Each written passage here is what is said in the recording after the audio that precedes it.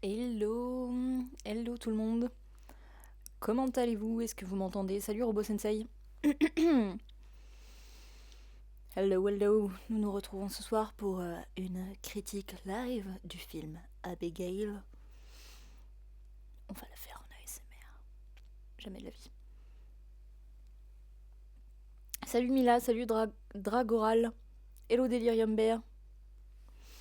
Ça va, sinon si ce n'est que je suis fatiguée, je suis débordée et stressée en ce moment. Je vous jure, j'ai failli annuler le live parce que je sais pas comment je vais m'en sortir de tout ce que j'ai à faire, mais comme la semaine prochaine je suis prise pas mal de soirs, j'avais peur de pas pouvoir rattraper et je voulais pas laisser passer l'occasion de parler de ce film, donc j'ai maintenu quand même. Du coup, malgré tout, salut Yanamat, du coup, je suis quand même fatiguée et stressée, donc pardonnez-moi d'avance si jamais y a des moments où je patauge un peu dans la smoule. Voilà, c'est la fatigue. Mais merci beaucoup à vous d'être là. Et de toute manière, je vais faire de mon mieux.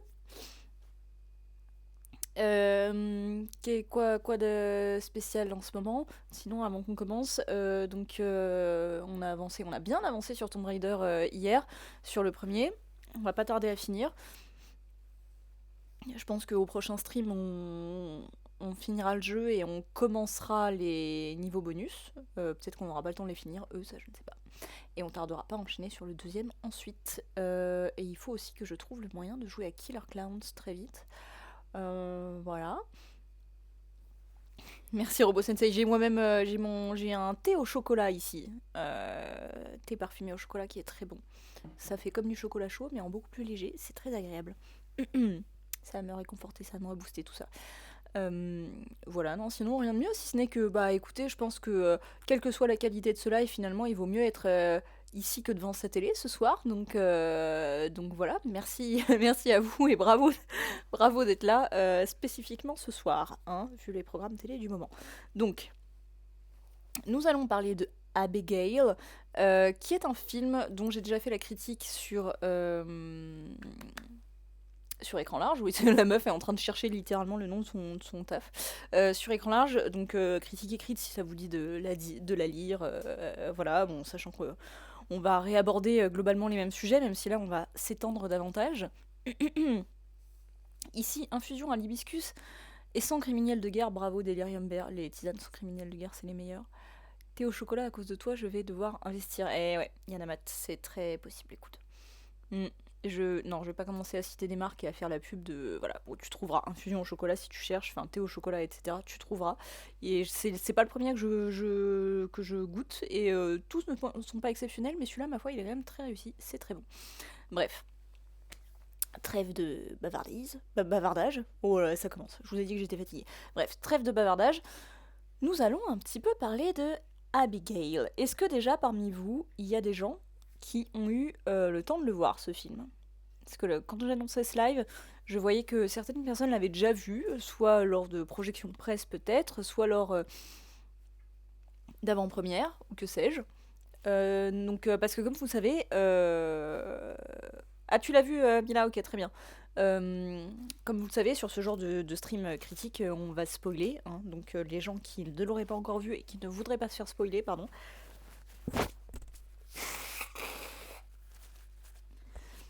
Peut-être réservez-vous plutôt de regarder la rediffusion de ce live après. Et puis sinon, après, vous faites aussi peut-être partie des gens qui tout simplement considèrent que c'est pas parce qu'on sait ce qui va se passer dans un film que ça engage la qualité. Donc voilà.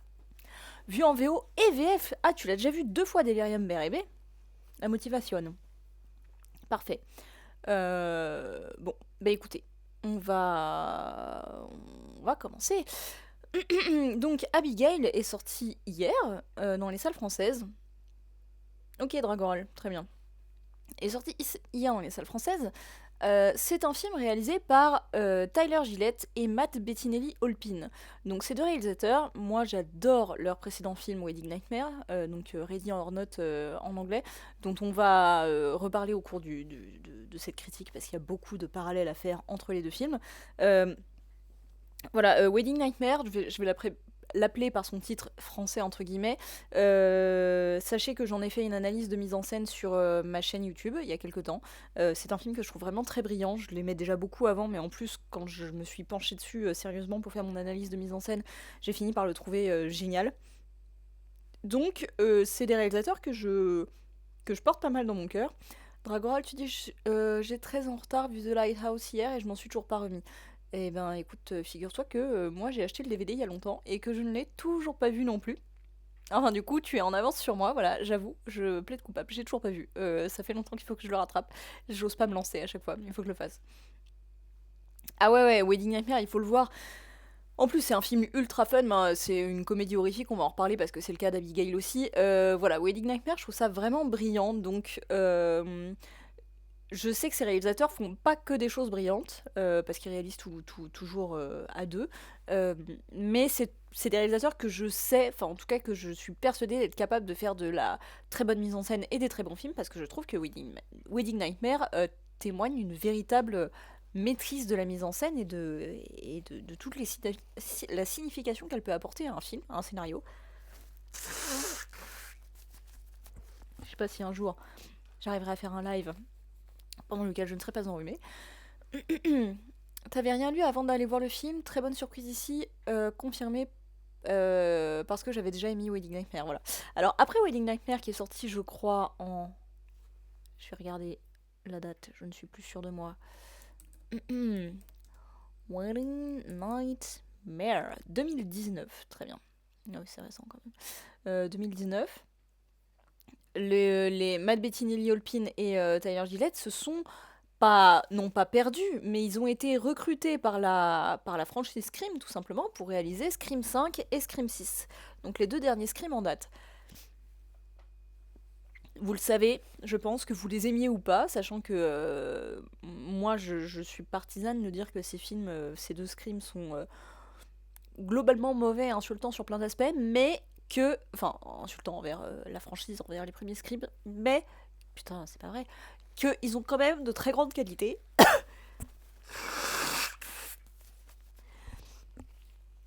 Ils ont quand même de très grandes qualités, et que ça se ressent notamment dans la mise en scène, notamment donc dans le 5, le premier des deux qu'ils ont réalisé. Je trouve que dedans, il y a vraiment des fulgurances de mise en scène. En fait, c'est souvent la raison qui me donne envie de sauver ce scream-là et d'expliquer pourquoi je les aimais, parce que c'est quand même deux screams devant lesquels j'ai passé vraiment de bons moments et qui ont réussi à me faire ressentir un petit peu le sentiment à la fois de nostalgie et en même temps de fun et de quelque chose de plus profond que ça qu'on doit ressentir devant les scrims. Alors c'est pas... ça n'arrive pas à la cheville du premier, bien sûr, ni même du deuxième, et finalement même pas du troisième, je pense. Mais il y a quelque chose de vraiment intéressant dans ces films. Je trouve que ça passe notamment par la mise en scène, et c'est là que je trouve ça intéressant, parce que des films d'une telle franchise... pas dans le sens où ce sont des films très francs, mais dans le sens où ils appartiennent à une saga importante et qui charrie tout un héritage et tout un statut culte, c'est pas facile de se démarquer là-dedans et surtout de pouvoir faire un peu ce qu'on veut, parce que forcément, le studio est forcément très très présent. Il y a des règles à respecter qui sont énoncées elles-mêmes dans les films, puisque c'est des films très méta, blablabla. Donc c'est pas forcément facile d'être entièrement responsable de la qualité ou non de son film quand on le réalise, mais par contre on peut quand même observer un certain talent dans la mise en scène, et je trouve que c'est le cas. Dans Scream 5 notamment, j'avais été très étonnée par la manière dont étaient filmées les scènes de meurtre, d'attaque ou de meurtre, parce que je trouvais qu'il y avait une vraie volonté... Je suis désolée.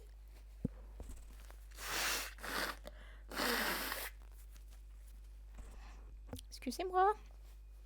Une véritable volonté de revenir un petit peu aux racines du slasher, pas dans le sens où ça copiait la mise en scène de vieux slasher, mais dans le sens où le slasher, c'est un genre dans lequel on sait qu'on va voir des gens, souvent des jeunes, en général des adolescents, mais pas que, se faire trucider dans tous les sens à l'arme blanche. Et en fait, au fur et à mesure que ce genre a été pressé comme un citron et renouvelé, remaké, rebooté, etc., on a globalement perdu dans le fait que les attaques... Enfin, en fait, que le slasher devenait aussi synonyme de fun et d'humour, parfois, mais aussi à travers la saga Scream, hein, bien sûr.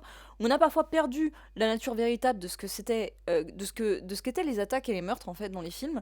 Et du coup, souvent, les meurtres, on le voit très bien dans les derniers Halloween, en fait... se passe un peu dans un éclair, dans une mise en scène rapide qui, en général, ne s'appuie pas forcément sur les aspects les plus terribles ou les plus dégueulasses de la blessure, et de toute manière rajoute énormément de bruitage absolument pas crédible.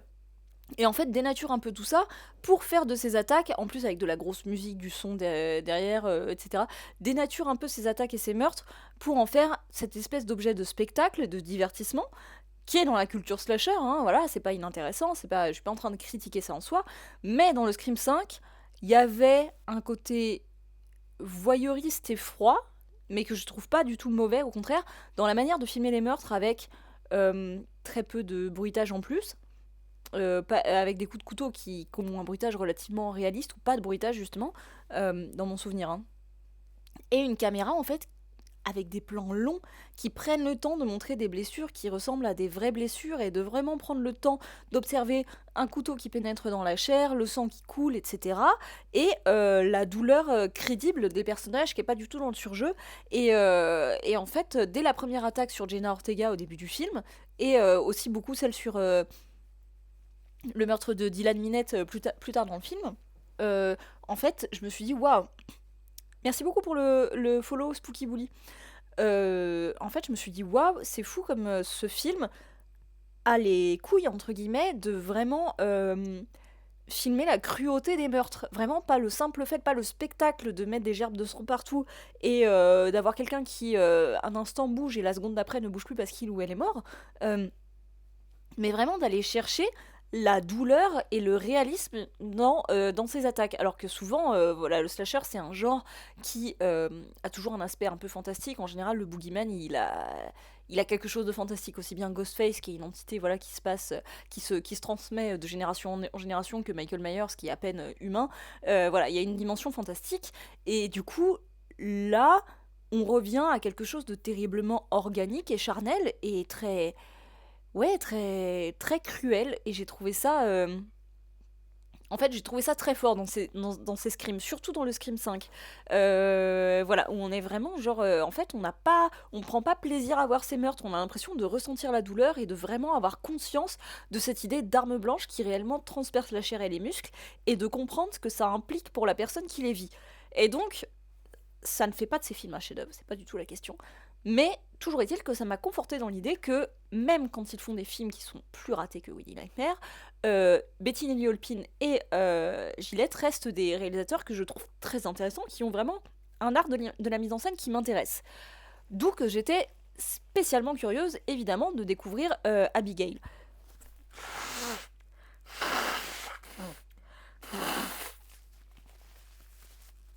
Absolument, Delirium Bear. La meilleure solution, ce serait de toute manière de foutre la paix à Scream et de laisser, cette saga, comme tu le dis, reposer en paix.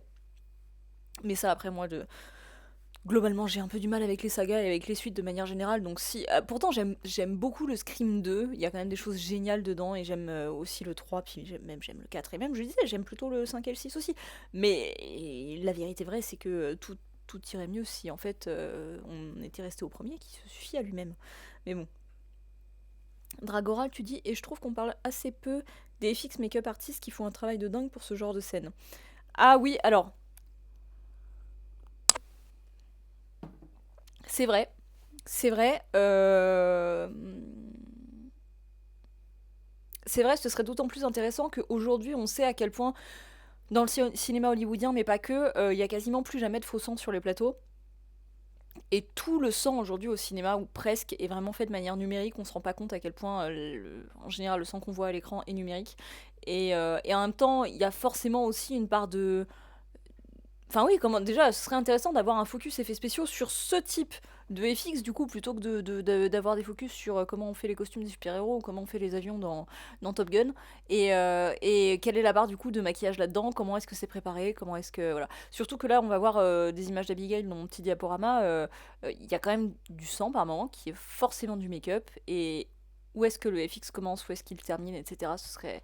Enfin, je sais que c'est des sujets qui sont largement traités, surtout en ce moment sur YouTube, mais ce serait intéressant d'avoir un focus sur ce genre de film, effectivement. Non, oui, ça, c'est vrai que Hollywood, en ce moment, laisser les sagas reposer en paix, c'est pas leur truc, malheureusement. Euh, donc au départ, Abigail, ça fait longtemps qu'ils réfléchissent à ça, la paire de réalisateurs, là, parce que si je ne m'abuse, c'est un film qu'ils avaient dans l'idée de faire même avant qu'il soit retenu par la saga Scream, justement, il me semble. Sachant que la saga Scream, ils l'ont laissé tomber, hein. C'est pas eux qui réaliseront le 7, si le 7 se fait un jour. On en reparlera aussi, mais bon. Donc là, ils revenaient un peu à leur projet plus personnel d'avant, sachant que au départ, c'est un film qui devait plus ou moins être une redite, un remake d'un film de 1936 ou 56 qui s'appelle La fille de Dracula. Un film du... Comment dire, Universal Monsters, quoi. Parce que c'est un film Universal, Abigail. La fille de Dracula, je vais vous redonner l'année. 1936, voilà. Le premier La fille de Dracula, c'est un film de 1936. Et au départ, il était question du coup que Abigail soit un remake de ça. Il est... D'ailleurs, sous Wikipédia, ils ont tendance à dire que c'est un remake de ça. Bon, moi, je suis pas d'accord parce que pour le coup, l'histoire n'a absolument rien à voir. Mais voilà, si ce n'est que, effectivement, donc je répète, excuse-moi, il y a des spoilers, mais que Abigail est effectivement la fille d'un grand vampire, même s'il n'est pas nommé en tant que Dracula dans le film, il me semble.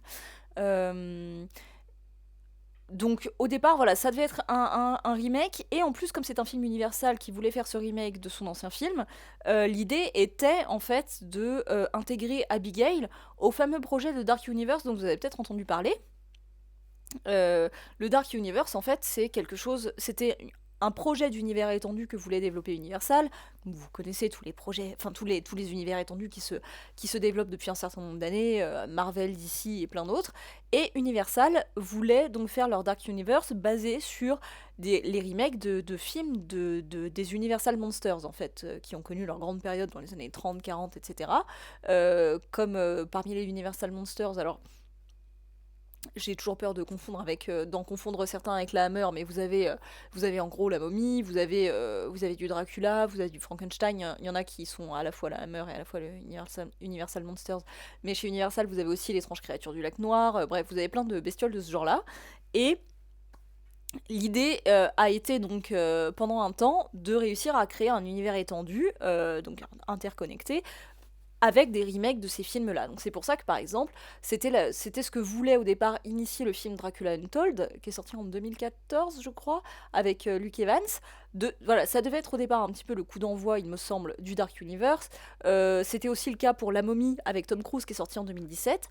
Et puis bon, finalement, comme La Momie s'est plantée, c'est complètement planté, et tant mieux, parce que c'est vraiment de la grosse bouse, en fait, ils ont laissé tomber cette idée. Mais il y a pas mal de résidus, on va dire, de projets de ce Dark Universe qui voit quand même le jour aujourd'hui. Ça a été le cas pour le film Renfield, par exemple, qui est sorti quoi il y a 2 ans là. C'était au départ un projet Dark Universe, ce film Renfield, et Abigail aussi devait être rattachée à ce fameux Dark Universe, en étant a priori, de ce que j'ai vu sur Wikipédia, je l'avoue, rattaché justement au film La Momie. Je sais pas comment est-ce qu'ils auraient rattaché Abigail au film La Momie avec Tom Cruise de 2017, mais apparemment c'était l'idée. Voilà. Mais de toute manière, je pense qu'à partir du moment où ils ont laissé tomber cette histoire de Dark Universe, je pense que le projet Abigail a beaucoup changé, et que ça explique qu'on se retrouve aujourd'hui avec le film que c'est, plutôt qu'avec un remake de La fille de Dracula. Alors je rattrape un petit peu vos messages. Euh... Si ça se plantait royalement, j'imagine qu'il laisserait le truc de côté quelque temps. Ah, Scream. Oui, c'est vrai que les derniers ont quand même... Enfin, Joachim, pardon, c'est toi qui dis ça. C'est vrai que comme les derniers ont quand même bien marché, c'est vrai que tant que ça rapportera des thunes, malheureusement, ils s'arrêteront pas. Salut, Henry. Ouais, le fameux Universal Monsters Universe. Alors, Mila, tu surnommes Dracula Untold Castlevania Origins. Ah oui, bah oui, absolument, Dragoral. Regardez La Momie de 99, vous passerez effectivement un meilleur moment. Et tant qu'à faire, regardez aussi ma vidéo sur écran large consacrée au film, dans lequel justement je parle pas mal de ce Dark Universe et de la manière dont ça s'est planté. Voilà. Donc voilà, ça c'est un peu les origines du projet Abigail, qui encore une fois aujourd'hui du coup ne ressemble vraiment pas à ça. Elle ressemble beaucoup plus à une sorte de Wedding Nightmare 2 que à un truc adjacent à La Momie de 2017, ou à un remake de La fille de Dracula. Euh, voilà. Qu'est-ce que je voulais dire d'autre? Oui, alors par rapport. Donc ce qui est intéressant de voir aussi dans le fait que ce film est réalisé par Tyler Gillett et Matt Bettine et Elliot Pin, c'est évidemment que le rôle principal est incarné par Melissa Barrera. J'ai oublié son nom dans le film, mais c'est pas grave, on l'appellera Melissa Barrera. C'est intéressant parce que Melissa Barrera, c'est l'actrice qui incarnait. J'ai oublié son nom aussi, mais enfin bref, l'héroïne des derniers scripts, justement, de ceux qu'ils ont réalisés. Je trouve d'ailleurs dans les scrims qu'elle est pas très bonne. C'est une actrice, j'ai absolument rien contre elle. Je l'ai pas vue dans grand chose, mais je l'ai vue dans les scrims. Et donc, autant dans le 6, elle était quand même beaucoup plus cool. Autant dans le 5, j'avais beaucoup de mal avec la manière dont elle jouait, mais c'est vraiment compliqué d'essayer de faire la nouvelle Neve Campbell en face de Neve Campbell et d'essayer d'assumer voilà ce rôle de Scream Queen et en même temps de fille du tueur, enfin bon, plein de choses de chelou. Donc bref, je veux pas la juger sur sa performance dans Scream 5.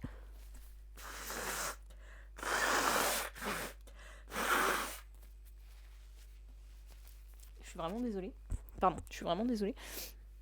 Donc sa performance, encore une fois, que j'ai pas beaucoup appréciée dans ce film, mais peu importe, toujours est-il que du coup, euh, elle était dans le 5, elle était dans le 6, elle devait être dans le 7, et comme vous le savez sans doute, parce que ça fait beaucoup de bruit sur les réseaux il y a quelques temps, elle a été virée du projet du Scream 7 comme une malpropre, parce que le producteur de chez Spyglass, donc Spyglass qui produisait le film, a été quelque peu froissé que Melissa Barrera poste sur les réseaux sociaux des messages appelant au cessez-le-feu en Palestine, voilà, soutien à la population de Gaza, machin.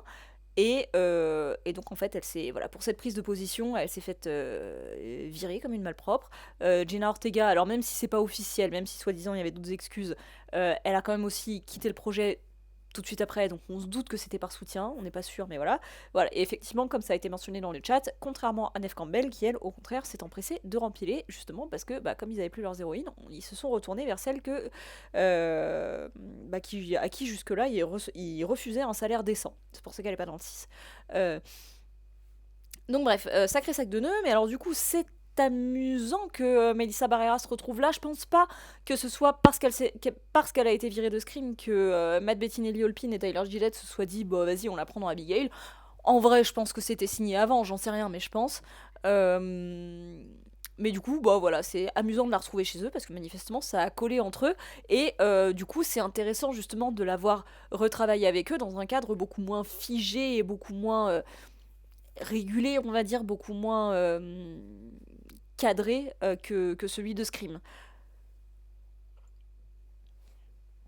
Parce que Scream, on pourrait penser que c'est vraiment la saga qu'il leur fallait en fait à Tyler Gillette et Matt Bettinelli-Olpin parce que c'est une saga dans laquelle il y a toujours eu à la fois beaucoup d'horreur et aussi beaucoup d'humour. C'est vraiment un peu l'essence de la saga entre autres.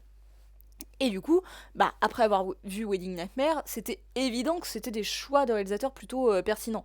Or, finalement, ça n'a pas pris parce qu'ils aiment bien.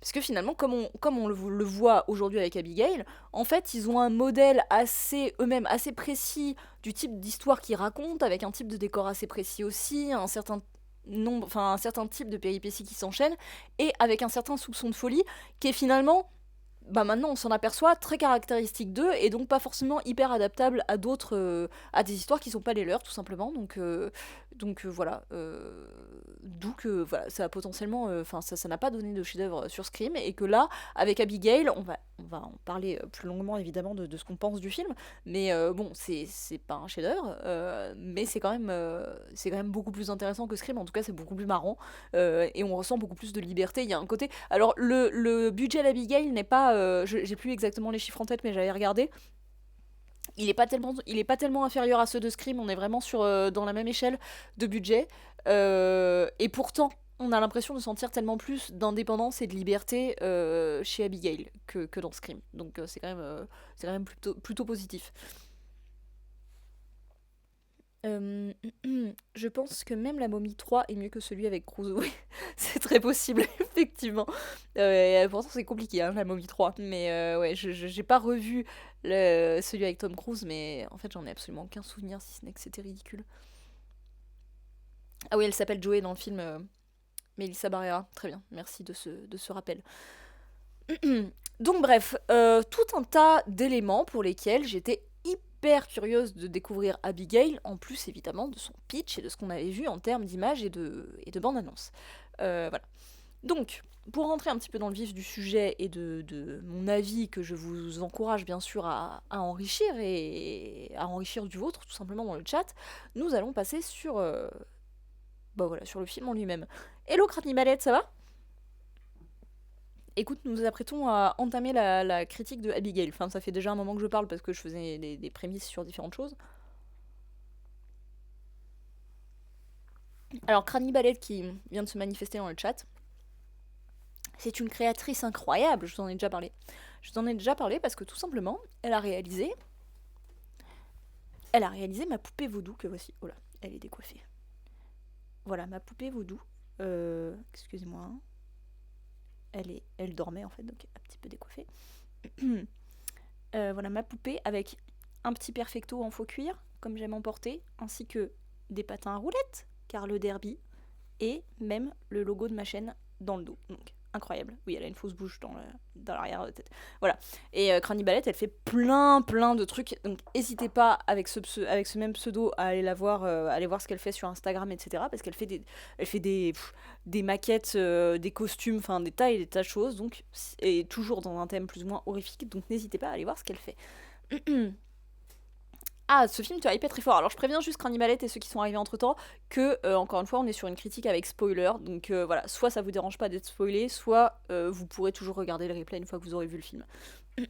Absolument, la ressemblance est frappante. Voilà, on est vraiment sur des jumelles. Alors.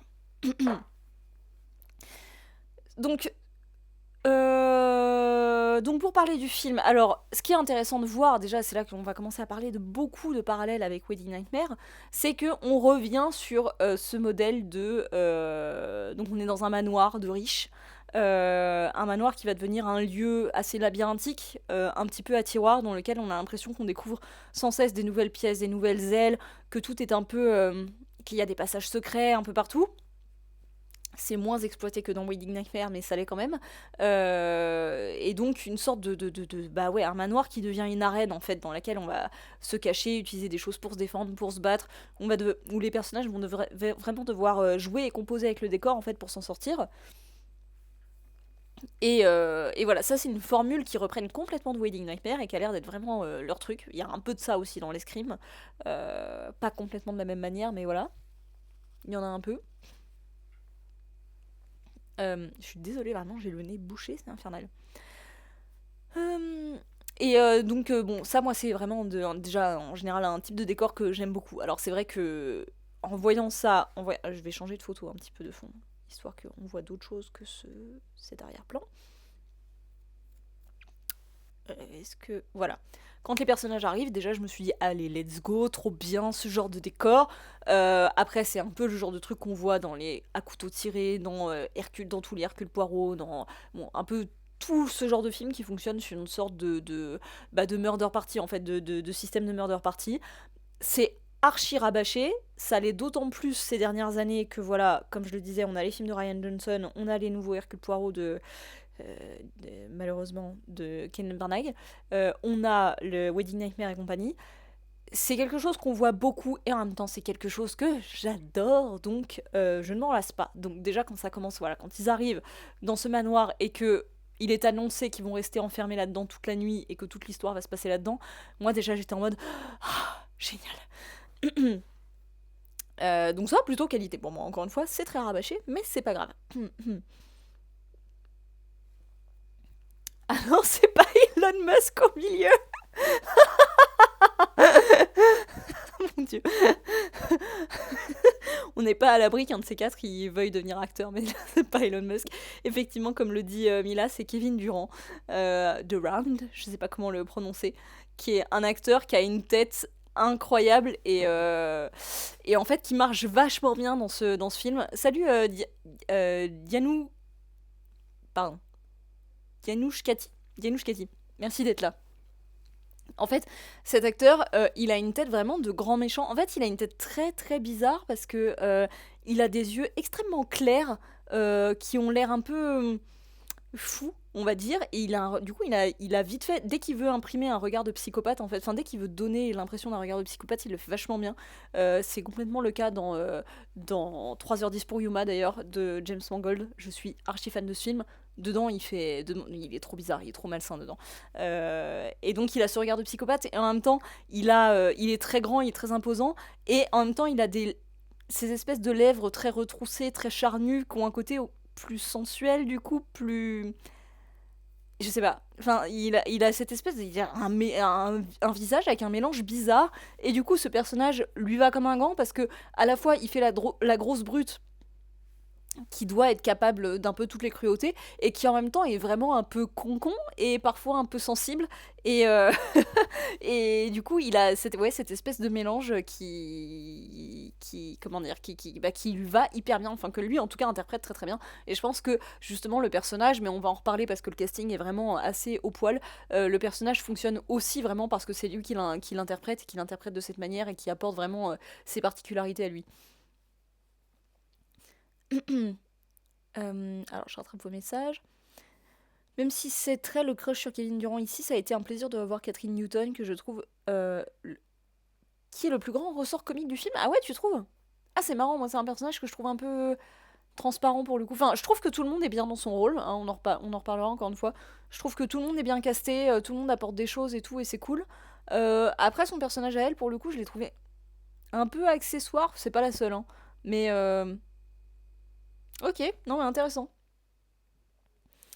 Euh, Maskila, qu'est-ce que tu n'as pas pu dévoir pendant le film? De quoi que Kevin Durant, c'était Elon Musk?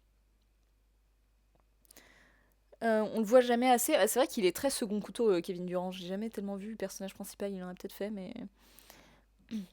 Elon Musk. Il a joué dans le dernier La planète des singes. Ah ouais? Il fait quel singe?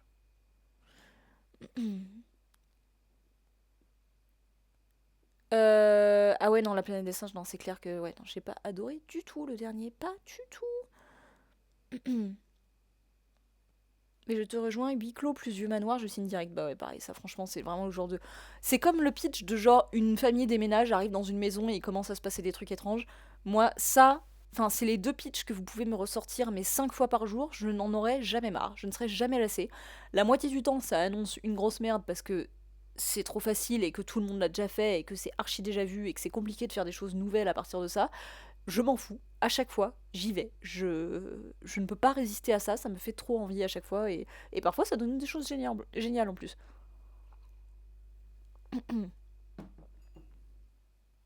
Ah, j'ai trop hâte de trouver le moyen de voir Lisa Frankenstein, j'ai très envie de le voir.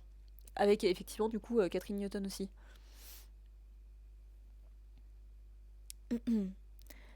Ah, il fait... Hein? Kevin Durand, il fait le nouveau César? Ah, l'espèce... Ah bon? L'espèce d'empereur là? Ah ouais, ok. J'ai même pas vu, même pas fait gaffe. Mon film d'enfance un peu honteux, mais que j'aime d'amour, ça restera Le Manoir hanté et ses 999 sans fantôme. Écoute, je ne l'ai pas vu. J'avoue que je ne l'ai pas vu. C'est vraiment, vraiment la meuf en carton qui dit que c'est le genre de pitch auquel elle résiste pas, et après voilà, il y a des films comme ça qu'elle a pas vu. Mais après, bon, ça avait l'air très très comédie quand même, c'est vrai que ça m'a moins attiré, mais. Ok. Alors, après cette petite parenthèse sur Kevin Durand,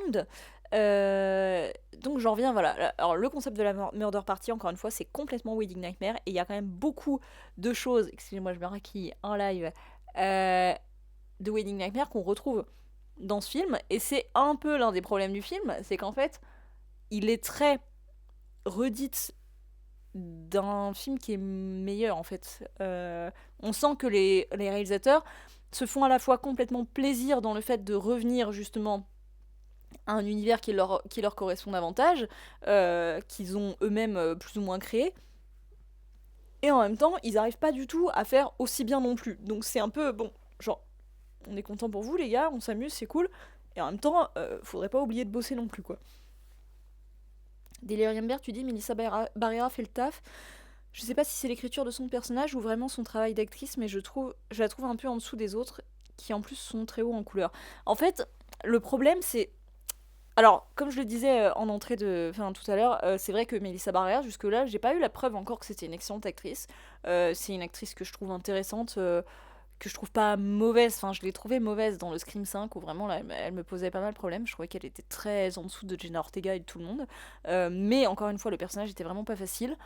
Là, je la trouvais beaucoup plus intéressante dans Scream 6. Là, je la trouve aussi plus intéressante. En revanche, tu vois ce que tu dis d'ailleurs, Amber, sur le fait que les autres sont très hauts en couleur, en fait, le problème c'est qu'elle a le personnage qui est très lisse, quoi. Comme c'est l'héroïne et qu'elle est un peu le personnage de référence, qui est un peu la case vide, qui va servir de page blanche pour l'expression des autres et de l'histoire, euh, en fait, elle est juste gentille. En plus, ils sont censés être tous méchants, être tous des bandits et tout.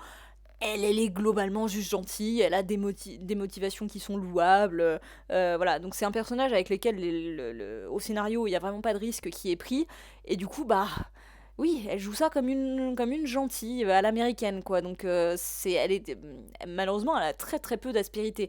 Donc c'est sûr que quand en face tu nous mets du Kevin Durant, qui fait le psychopathe concon, concon mignon, un peu Catherine Newton qui fait un peu la nana délurée, et surtout Dan Stevens qui fait complètement l'énorme malade, euh, avec son look de merde de petite frappe, et c'est la manière dont il a d'être un but lui-même. Enfin bon, on reparlera de Dan Stevens dans le film parce que je le trouve ouf, mais bah c'est sûr qu'en fait t'as du mal à faire la comparaison quand tu joues un peu la gentille Harry Potter du groupe, quoi, quand t'es le personnage le plus transparent. Donc tu vois, je sais pas à quel point c'est dû à elle, vraiment. Encore une fois, je n'émettrai pas de jugement définitif sur son talent à partir de ce film-là, parce que je sais pas, ouais, est-ce que c'est elle, ou est-ce que c'est juste, bah, en fait, le personnage qui fait que de toute manière, elle brille, elle est pas très brillante à côté des autres, quoi.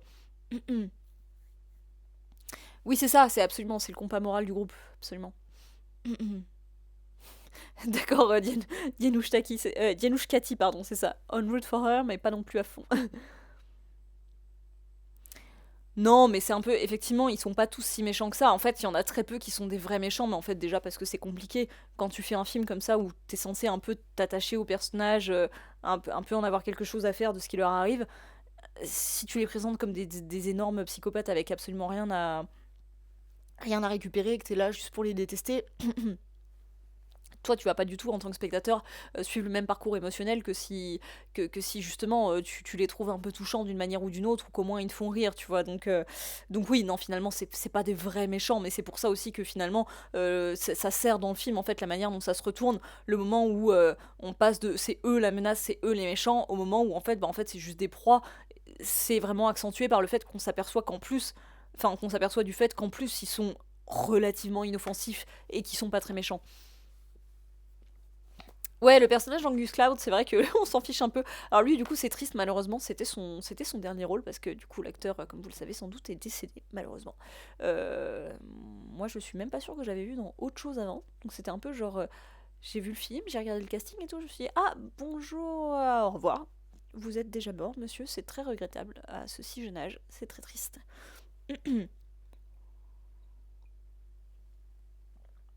Euh, donc voilà, le regretté Angus Cloud, mais qui du coup est très bien dans son rôle aussi, qui est très étrange aussi. Enfin, qui était pour le coup, c'est pas pour rien, tu vois, s'il le tue aussi en premier, parce que c'était son rôle le moins. Enfin, c'est lui qui avait un rôle quand même le moins sympathique. Il commençait à être très lourdingue, on sentait le mec qui pouvait partir un peu n'importe quand et potentiellement cacher quelque chose de très violent, ou alors de. On savait pas. Et bon, bah, du coup, ils le font sauter assez vite. Voilà. Donc on part aussi, là aussi, là je parlais du cliché du manoir, de la murder party et tout. Il y a d'autres types de clichés qui viennent un peu, parce qu'il y a quand même beaucoup de clichés qui forgent le film, qui façonnent le film. Le film s'ouvre sur donc une scène où, pendant laquelle Abigail, donc qui est une petite fille, je vais changer de photo, qui est une petite fille qui fait un spectacle de danse sur une scène de théâtre. Enfin, en tout cas, elle s'entraîne. Il y a pas de public, mais voilà, elle s'entraîne. Ça commence sur la musique du Lac des Cygnes, alors qui est une musique sublime, qui est vraiment utilisée, réutilisée et réutilisée dans énormément de films qu'on entend absolument partout. Puis alors en plus, depuis Black Swan, c'est d'autant plus. Voilà, c'est la musique du Lac des Cygnes. Genre, il y a de la danse classique, on peut pas faire entendre autre chose que le Lac des Cygnes. Donc, quand ça s'est ouvert là-dessus, je me suis dit, ok, il n'y a même pas la volonté de faire un effort en termes de clichés ou quoi. Au contraire, on utilise les clichés plutôt que de les contourner. En même temps, la musique du Lac des Cygnes de Tchaïkovski est tellement sublime que je me suis aussi dit que, bah, ça, c'est comme les histoires de manoir, en fait, on ne s'en lasse pas. C'est toujours aussi puissant. Donc, donc, bref, en tout cas, encore une fois, on est sur vraiment la première scène, pose le truc, c'est on va on va créer une nouvelle histoire à partir que d'éléments déjà connus et déjà clichés. Peut-être pour mieux surprendre justement avec le twist qui est à venir. Oui, absolument. L'actrice d'Abigail a le rôle principal du musical Mathilda sur Netflix. Elle s'appelle, j'ai oublié son nom, elle s'appelle Alisha Weir. Enfin, Weir, W-E-I-R. Alisha. Donc ça c'est l'actrice qui joue Abigail. Donc le film commence en nous disant, écoutez les gars, aujourd'hui on va jouer avec les clichés. Donc en plus, après, donc là, je fais un bond dans le film, mais donc on commence sur cette image donc de jeune ballerine qui danse sur le lac des Cygnes, sur une scène de théâtre, avec, vous savez, un peu en contre-jour, en contre-plongée, où on la voit sauter, danser, avec du coup les projecteurs qui nous arrivent en pleine face, enfin, le genre de plan qu'on voit absolument partout dès qu'il y a une scène de danse classique dans un film, avec la musique du lac des Cygnes, donc vraiment pom-pom, et en soi c'est un cliché, mais alors plus loin dans le film, quand le twist aura eu lieu et que donc il est révélé qu'Abigail est en réalité un petit monstre, une fille vampire, voilà. En fait, elle va se transformer en un nouveau personnage cliché aussi.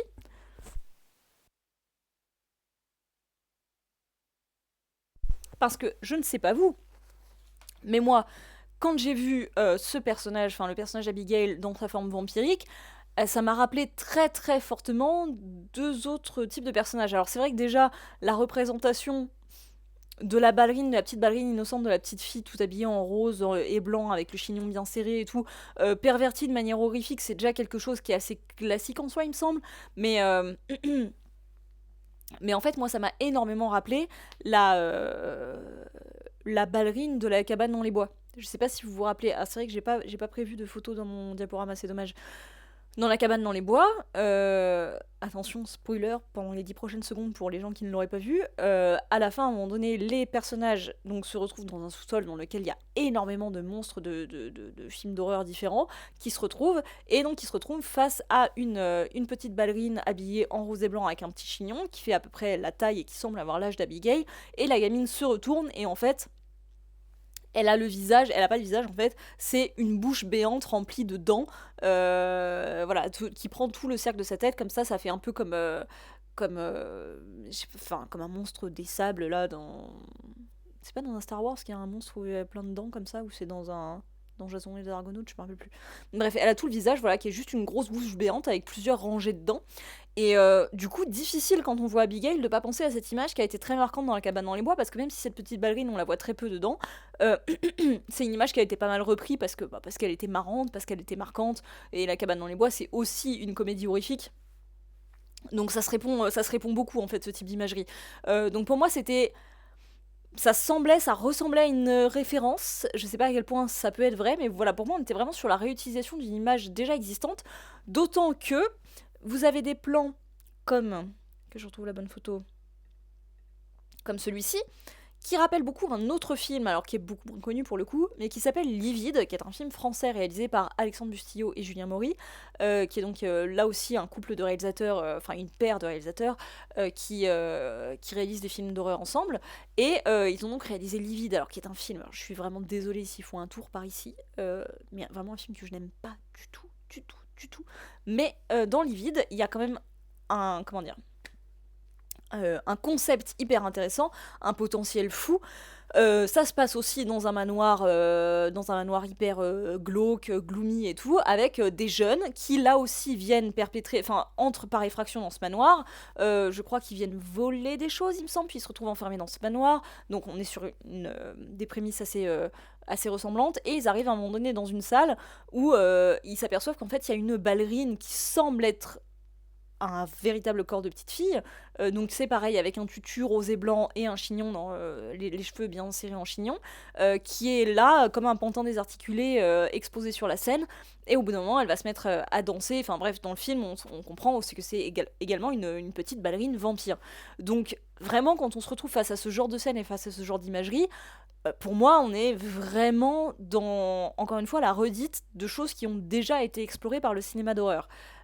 avec plus ou moins de second degré, mais pour moi on est vraiment sur une image déjà existante. Je sais pas à quel point vous ça vous l'a fait quand vous avez vu la promo d'Abigail, quand vous avez vu les premières images, vous avez vu le pitch et tout, à quel point vous avez l'impression d'avoir déjà vu ces choses-là, mais pour moi c'est très net qu'on n'était pas sur quelque chose de nouveau. Encore une fois, je dis pas forcément que c'est un problème, parce que le film, je pense, assume complètement de jouer avec des clichés et des images existantes, hein, et d'en faire autre chose, pourquoi pas. Mais c'est intéressant d'ailleurs de voir comme au départ ça devait être un remake de La Fille de Dracula, que finalement ça ne l'a pas été, mais finalement c'est un patchwork de plein d'autres références quand même. Voilà, pas un remake en soi, mais voilà. Je rattrape un peu au message. J'aime si fort La Cabane, mais ouais, Cannibal, c'est tellement génial ce film. Si ça se trouve, les réals ont vu La Cabane et ils se sont dit write that down. Ouais, non, mais c'est vrai que ça donne un peu l'impression qu'ils se sont dit attends, ce concept de personnage est vachement bien, est-ce qu'on en ferait pas un film? Je me demande d'ailleurs si à l'époque de La Cabane dans les bois, il était pas question à un moment donné de faire un spin-off sur ce personnage. Je sais pas pourquoi j'ai l'impression d'avoir déjà entendu ça, mais je me trompe peut-être complètement. Parce que La Cabane dans les bois, à la fin, quand il y a ce déluge de monstres, il y a tellement de monstres qu'on aperçoit que quelques secondes, mais qui donnent l'envie effectivement de développer des films entiers rien que sur eux. Donc oui, ça donne effectivement un peu l'impression qu'ils se sont dit attends, on va la faire la ballerine vampire. Même si du coup là c'est un peu moins fou parce que c'est vrai que dans La Cabane dans les bois, encore une fois, elle a pas de visage et elle a ce trou béant à la place de la tête avec toutes ses dents. Donc ils sont pas allés jusque là, mais c'est vrai que ça donne un peu l'impression quand même. Enfin, je pense que c'est vraiment une inspiration. Euh, Livide, c'était pas bien, oui, je suis d'accord. J'avais rien capté à Livide, mais je l'avais trouvé plutôt chouette. Ah ouais, Delirium Bear, bah écoute, ouais, Mathieu, écran large, il aime beaucoup aussi comme film. Mais bon, moi je n'y arrive pas. Livide est noté 1,9 sur 5 sur Allociné. Ouais. Pietra Gala qui joue mieux pendant les 10 minutes qu'elle a à l'écran que tout le reste du cast. Oui, bah ouais, non, c'est vrai que Livide, ouais, l'un des gros problèmes, c'est effectivement le jeu des acteurs. Vraiment compliqué. Mais ouais, c'est le cas dans plusieurs Bustillo et Mori.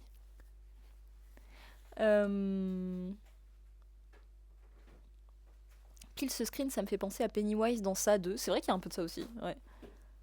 Il y a un peu de ça.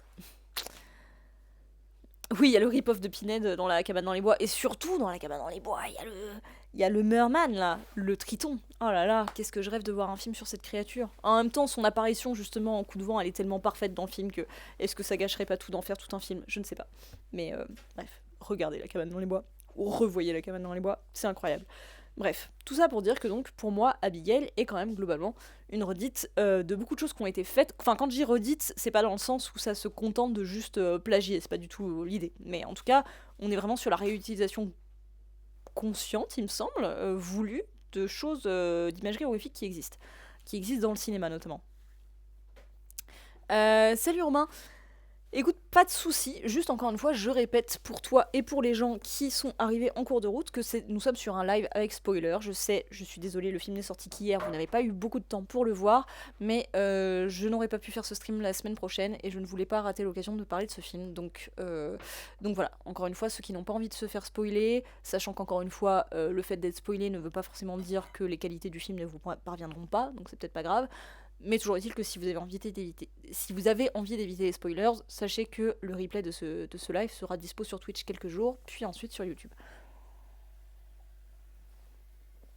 Alors j'ai toujours pas mis sur YouTube le replay de ma critique de la morsure Rokia et When Evil Lurks, il faut que je le fasse. Donc bref, et avec tout ça est donc mis en scène dans un film effectivement qui est une comédie horrifique, avec finalement, je trouve ce qui est un peu étonnant, c'est que finalement je trouve que le film réussit le mieux ses coups quand il essaye ni d'être complètement une comédie, ni d'être complètement horrifique, qui sont deux aspects qui je trouve pour le coup ratent un peu, mais on en reparlera. Salut Salvador Allende. Et donc bref, tout comme Wedding Nightmare, nous sommes effectivement du coup sur une comédie horrifique.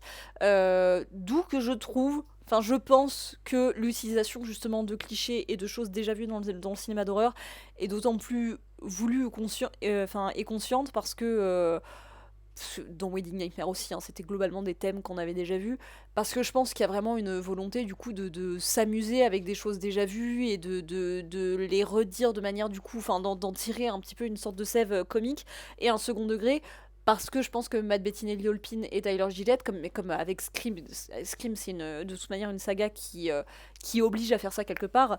euh, je pense qu'ils aiment avoir cette espèce de regard un peu commentaire sur le cinéma d'horreur et de montrer la conscience qu'ils ont de leur héritage cinématographique dans leurs films. Voilà, pour en tirer quelque chose de fun, moderne, drôle. Voilà. Merci pour le follow.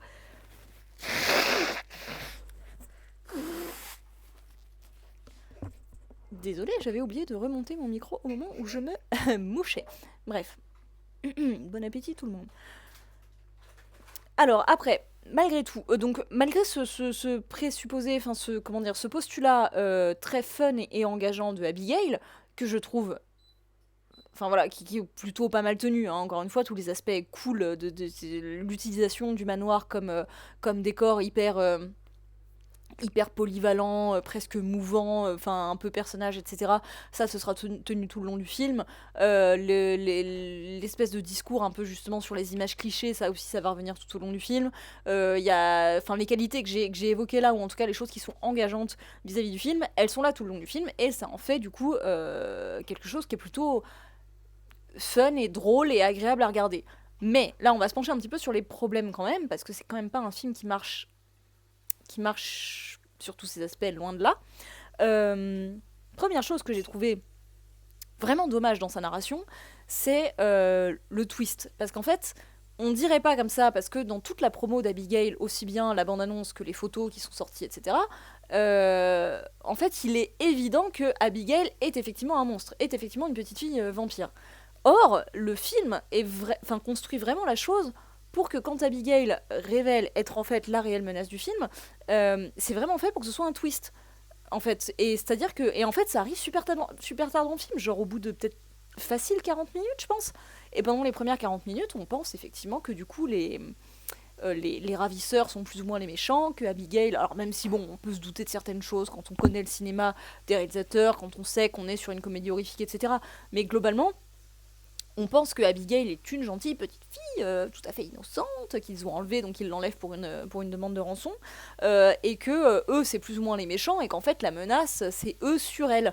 Et en fait, donc, du coup, non, quand arrive la révélation, qui est pas mal construite, en plus, il y a une gradation, hein, ils savent que Enfin, au départ, ils savent absolument pas qui est le père, parce qu'en fait, eux, ils travaillent pour quelqu'un qui les a engagés pour enlever Abigail et ensuite faire la demande de rançon. En fait, au bout d'un moment, ils finissent par apprendre qui est le père d'Abigail, et en fait, ils se rendent compte que c'est un célèbre truand dont ils ont en fait hyper peur, et en fait, ils ont plus envie justement de séquestrer sa fille une fois qu'ils savent qui il est, parce, parce qu'ensuite, ils se mettent à raconter l'histoire d'un soi-disant homme de main de ce grand bandit qui serait quelqu'un d'absolument terrible, un psychopathe qui massacrerait tous les ennemis de ce bandit.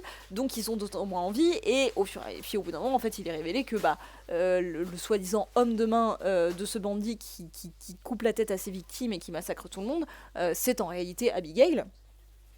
Et du coup, en fait, le twist serait hyper fun s'il n'était pas vendu d'avance par toute la promo du film. Et c'est vraiment dommage parce que, du coup, les 40 premières minutes, elles sont loin d'être désagréables, hein. Il y a plein de choses sympas qui se mettent en place. Mais en fait, nous, on sait que ça va arriver et du coup, on se demande pourquoi ça prend autant de temps. Pourquoi ça ménage des effets qui, du coup, ne fonctionnent pas parce qu'on sait, quoi. C'est un peu contradictoire avec ce que je vous disais, avec le fait que un film ne devrait pas pouvoir être gâché par le fait qu'il est spoilé. Le problème, c'est que là, on n'est pas non plus sur un chef-d'œuvre non plus, et que du coup, oui, le fait qu'il ménage autant d'effets autour de la révélation de ce twist fait quand même un peu que si on le manque, bon, bah, en fait, dans la première partie, à la fois, elle est cool, et en même temps, il y a quelque chose d'un peu bizarre. On sent que le film retient un peu les chevaux, pardon. Du coup, c'est pas qu'on s'emmerde un peu, mais il y a un peu ce truc de genre, bah en fait, où est-ce qu'on va? Et quand ça arrive, on sent que le film déploie un certain nombre d'effets pour rendre ce twist marquant, et que nous, on est là, oui. Bah oui, on savait, oui, on attendait, oui, il est temps, quoi. Ça fait déjà 40 minutes de film que tu nous racontes autre chose, quoi. Et que le film commence à nous raconter autre chose au début, quand on sait pas ce qui va arriver après, bah c'est logique, c'est le principe du twist. Mais du coup, là, comme on savait déjà, on se demande un peu pourquoi on a perdu tout ce temps. Enfin, j'exagère, hein, encore une fois, les 40 premières minutes de film ne sont pas du tout désagréables. Mais il y a. En fait, ça instaure un problème de rythme dans le film, qui va être le gros problème par ailleurs du film, parce que, effectivement, en termes de narration, et donc de rythme et de longueur, c'est l'autre aspect très compliqué. Merci à ce gros cash pour le follow. C'est l'autre aspect vraiment compliqué du film. Parce que, en fait, à force de vouloir essayer de développer des intrigues autour de plein de décors différents et d'avoir envie de faire des scènes horrifiques, un peu marrantes, un peu horrifiques sur des décors différents, des dialogues différents, des modèles différents, en fait, le film va quand même vraiment s'étaler par moments, vraiment en longueur, et il y a des passages vraiment on s'emmerde. C'est dû au fait, aussi qu'il y a des incohérences. Et donc pour moi vraiment la scène qui cristallise tous ces problèmes, c'est la scène où Abigail est enfermée dans le sous-sol, dans une espèce, je sais plus si c'est une vieille cage d'ascenseur ou juste une cage tout court, où en fait du coup Joey et le personnage de Dan Stevens la maintiennent, prisonnière. Enfin ils ont trouvé le moyen de la neutraliser, et elle va les manipuler, discuter avec eux et tout pour réussir à se libérer et à refoutre la merde. Et en fait, on voit, on voit cette scène, on sait très bien ça, on sait très bien qu'elle va réussir à se libérer, qu'elle va réussir à les manipuler et tout. Déjà, c'est trop énervant parce que, comme dans beaucoup de films d'horreur, on voit les personnages ne pas prendre les bonnes décisions alors que les bonnes décisions sont évidentes, et ils le font pas, donc ça c'est vraiment énervant. Mais alors en plus, quand c'est sur une longue période et que ça s'étale sur des dialogues et des dialogues, et de genre on sait très bien que elle a deux coups d'avance sur tout le monde et qu'elle manipule et que ceci et que cela, et que du coup le personnage de Dan Stevens en face, c'est pareil, ses décisions et la manière dont il se laisse mener en bateau, c'est tellement pas crédible. Et ils essayent là-dedans, dans ce long dialogue, de faire plusieurs retournements de situation. D'abord, on croit que, en fait, non, Dan Stevens, c'est lui qui la manipule. En fait, non, c'est elle qui le manipule. En fait, non, lui, il savait très bien, c'est lui qui la manipule, etc. En fait, là, on commence à se faire chier. Surtout que, là, il y a en plus aussi une erreur d'écriture de personnage qui commence à s'immiscer, qui est que Abigail commence à dévoiler une part d'elle-même qui est, possiblement le fait que, en fait, elle commence à jouer sur un peu deux tableaux. Est-ce que c'est un monstre sanguinaire et millénaire, parce qu'elle dit, je sais plus quel âge elle dit qu'elle a, mais, c'est un vampire, donc elle a genre des centaines, des milliers d'années, je me rappelle plus.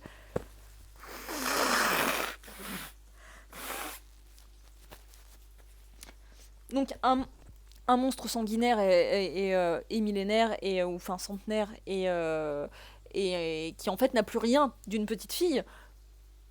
Ou alors, au contraire, elle joue aussi sur le tableau de, en fait, malgré son aspect de monstre, c'est aussi malgré tout quand même une petite fille qui aimerait avoir l'attention de son papa, et qui est un peu dégoûtée en fait que son père ne la voit que comme justement, un garde du corps, destructeur, plutôt que comme une petite personne à protéger et à aimer, quoi.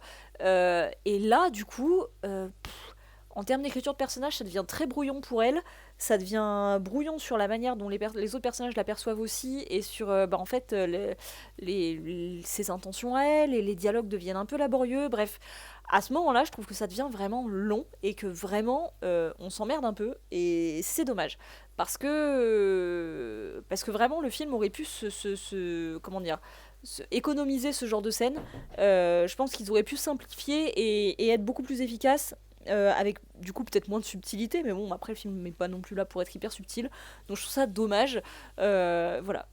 Ça, je trouve que c'est vraiment pas resserré en termes d'écriture, pas très efficace.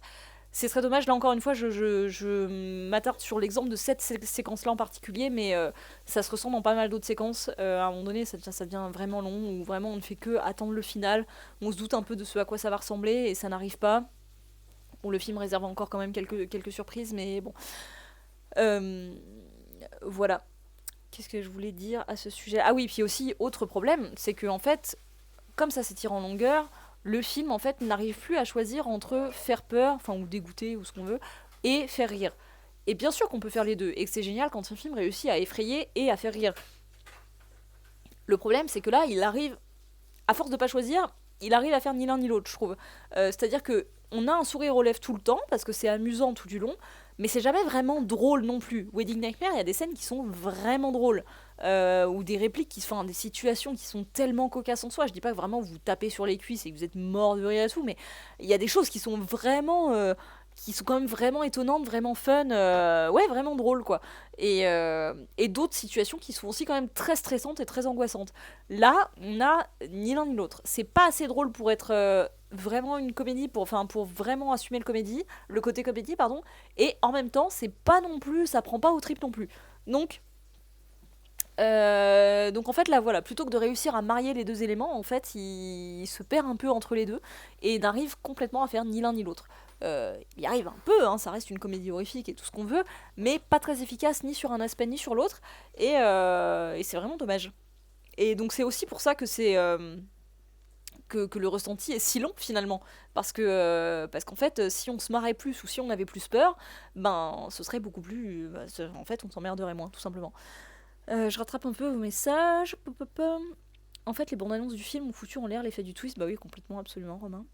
C'est là où je suis super contente de n'avoir rien vu de la promo. Bah complètement, Maxilla. C'est vrai que du coup, j'aurais beaucoup aimé aussi ne rien en savoir. Mais c'est-à-dire il aurait même fallu ne pas voir l'affiche, quoi. Spooky, tu dis, pour euh, tout repose sur le casting et son capital sympathie énorme. Absolument. On va en reparler, mais complètement. Enfin, on a déjà un peu parlé, mais on va en reparler aussi. Euh, voilà, et donc tout ça me mène à considérer le fait que tout simplement le film a beau reprendre énormément de choses vues dans Wedding Nightmare, jusqu'à à la fin, dans la scène finale, l'explosion un peu gratuite des personnages, un peu drôle, un peu voilà euh, inattendue. Dans Wedding Nightmare, c'est génial, hein. La manière dont ça arrive dans le final, c'est hyper drôle et ouais, c'est vraiment hyper drôle. Et c'est très justifié aussi, et c'est signifiant, et c'est très fun. Et encore une fois, si vous voulez aller voir, en savoir plus sur ce que je pense de tout ça, allez voir ma vidéo d'analyse sur Wedding Nightmare qui est sur ma chaîne YouTube. Mais là, en fait, le problème, c'est qu'on sent que le film essaye un peu de rentrer au chausse-pied cette espèce de référence de fun en mode carte joker de ah ouais, bon, ok, on n'arrive pas à faire aussi bien que le précédent, mais regardez, là aussi, on fait exploser des gens. C'est drôle. Sauf que ça marche pas du tout aussi bien en fait. C'est pas du tout aussi bien mis en scène. Encore une fois, c'est pas du tout nul, hein. Le final, moi je le trouve plutôt sympa du film, et j'ai été contente de revoir des gens qui explosaient à la Betty Nelly Olpin et Gillette. Mais c'est pas aussi bien, et du coup le film souffre de la comparaison. Et aussi, là où il souffre de la comparaison, tout simplement, et où du coup ces espèces de cartes joker du fun ne fonctionnent pas aussi bien, c'est que Wedding Nightmare, encore une fois, je trouve que le film est brillant, mais dans le sens où je trouve qu'il est très intelligent. Il a un propos politique qui est très bien développé. Il a cette espèce de métaphore, encore une fois, sur le poids de l'héritage et du patrimoine des familles riches, mais un patrimoine à la fois matériel, mais pas que, sur la manière dont il faut l'effondrer, la manière dont il faut détruire ça pour réussir à aller vers de la véritable modernité, à avancer, à se réaliser en tant qu'individu, etc. Euh, Encore une fois, je développe tout ça dans ma vidéo si jamais ça vous intéresse. Il y a quelque chose de réellement brillant dans la forme et dans le propos et dans le fond. Euh, là, là c'est fun, mais c'est tout en fait. Alors peut-être que je changerai d'avis et que je reverrai le film et que ça mûrira, etc. Et que voilà. Mais j'ai pas l'impression que ni dans la narration, ni dans la mise en scène, ni dans le propos d'Abigail, tout sympathique ces éléments soient-ils, j'ai pas l'impression qu'il y ait quelque chose de particulièrement profond ou brillant. Je trouve que le film dit qu'on est là pour rigoler et c'est cool, mais rien de plus en fait. Tout ça reste très en surface et du coup, il pâtit beaucoup de la comparaison avec Wedding Nightmare, justement parce qu'il en reprend autant d'éléments. Parce que du coup, s'il était vraiment juste là pour s'amuser, mais qu'il changeait complètement d'univers et de mécanique, bon, on dirait ok, c'est un film fait pour s'amuser, bon, on n'est pas sur quelque chose de brillant, mais ok, soit. Euh, mais du coup, en fait, le film existerait pour lui-même. Et en fait, là, vu qu'il emprunte autant de choses à quelque chose qui est tellement meilleur, et réalisé en plus par les mêmes réalisateurs, bah du coup, forcément, la comparaison est assez cruelle pour lui.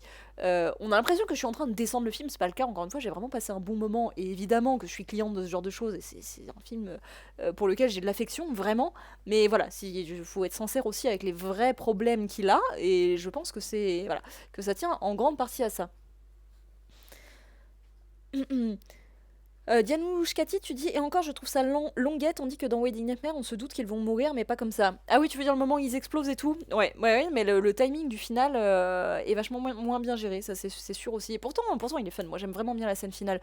Il y a des scènes que j'aime beaucoup, hein. Je me suis pas... Tout à l'heure, je disais que c'est dans les moments où il est ni tout à fait horrifique, ni tout à fait comique que le film est le plus réussi, mais j'en parlais hier avec mon compagnon, mais la scène, par exemple, vers le début du film où Joey, du coup s'amuse à deviner un petit peu le background de chaque personne, parce que donc ils sont censés être anonymes les uns entre les autres, et elle en fait elle fait une démonstration un peu à la Sherlock Holmes. En fait elle observe tout le monde de bas en haut, enfin des pieds à la tête, et elle est capable de dire en gros quel est leur background et à quoi ressemble leur vie. Ça, j'ai trouvé cette scène vraiment plutôt cool. Euh, et en fait, c'est dans ce genre de scène que je trouve que le film est le plus réussi. Et voilà, c'est pareil, le final, dans les moments où on est ni complètement dans l'explosion des gens un peu facile ou dans la drôlerie, bah, je trouve que c'est dans ces moments-là qu'il est le plus réussi aussi.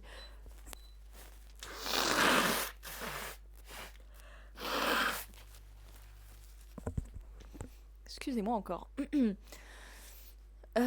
Il aurait pu y avoir une réflexion sur la parentalité et la filiation, mais ça décolle jamais vraiment. Effectivement, Delirium Bear, complètement. Mais tu vois, c'est un peu ce que je disais sur le fait que l'écriture se perd, l'écriture du personnage d'Abigail se perd entre est-ce que c'est un personnage d'enfant au fond, enfant certes meurtrier, hein, mais qui a besoin de figure parentale et qui a besoin d'amour parental, etc., qui est dans la question justement de l'héritage, parce qu'au départ en fait on pense un petit peu, quand on sait qu'elle est du coup la fille de ce grand bandit, moi en tout cas j'avais pas spécialement deviné que le grand bandit en question était lui-même vampire. Et en fait quand à la fin on s'aperçoit qu'il est vampire et qu'il y a cette espèce de formidable apparition de Matthew Good dans ce rôle qui lui va absolument comme un gant, hein, même s'il a que quelques secondes, bah en fait, oui, on se dit, il y aurait pu y avoir effectivement tout un propos développé sur, encore une fois, le poids de l'héritage et la manière dont elle se sent peut-être être dans l'ombre de son père qui est un peu roi des vampires ou je ne sais pas quoi. Et du coup, voilà, encore une fois, est-ce que c'est le personnage de petite fille ou est-ce que, même si c'est une petite fille meurtrière, ou est-ce que c'est juste un personnage de monstre sanguinaire qui n'a plus besoin enfin, qui est complètement émancipé, on sait pas. Enfin, à ce niveau-là, voilà, c'est très brouillon, encore une fois, c'est un peu un gloubi-boulga de tout ça. Et c'est dommage, parce que ça aurait pu être beaucoup mieux tenu, ces questions beaucoup plus exploitées, avec pas grand-chose à changer finalement. Encore une fois, ça aurait été élaguer un peu, faire un peu des choix et s'y tenir.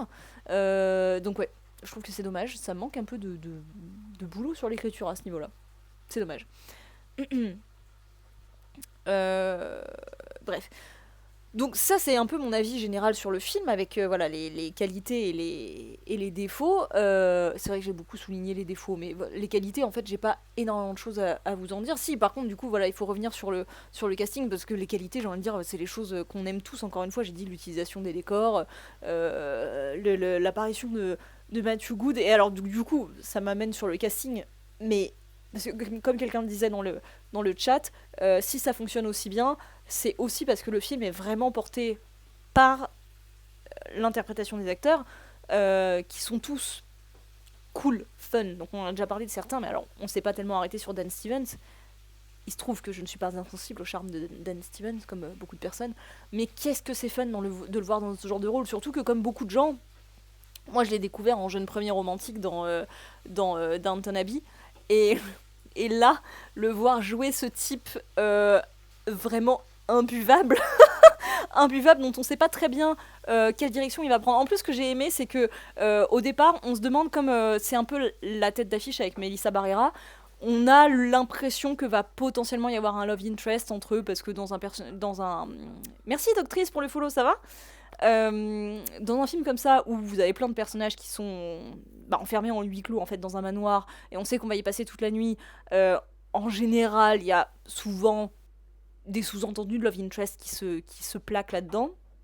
Je me suis demandé, comme c'était les deux têtes d'affiche, je me suis posé la question, parce qu'au départ, ils sont un peu sur une sorte de rivalité, de méfiance, et on a vu dans tellement de films ça glisser vers une histoire romantique, ou sexuelle, je ne sais pas, que du coup, je me posais la question, je me disais en même temps, les personnages matchent vraiment pas, mais en même temps, un peu envie de voir le personnage de Dan Stevens aller vers quelque chose de romantique parce que je suis une grosse nunuche.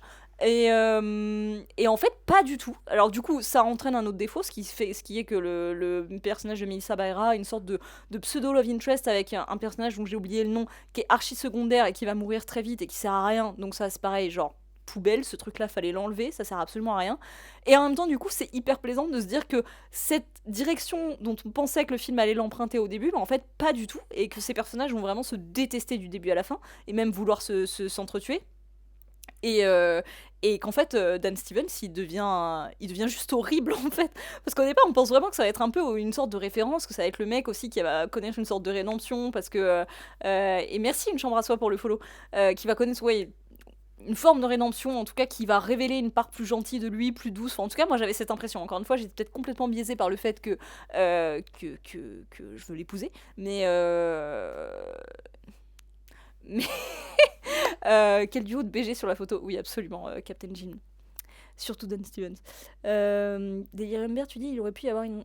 Ah non, ça j'ai déjà lu, pardon. Badass Couple Goal, absolument. Et qu'est-ce que je disais? Donc oui, j'étais sûrement biaisée par ça, mais j'ai beaucoup aimé le fait que le film, en fait, fasse prendre une direction complètement radicale et dégueulasse à ce personnage-là, alors qu'on ne l'attendait pas, et que du coup, on arrive sur la transformation de Dan Stevens complètement couvert de sang en vampire, mais en vampire, bah du coup, à la fois un peu majestueux, un peu sexy, un peu...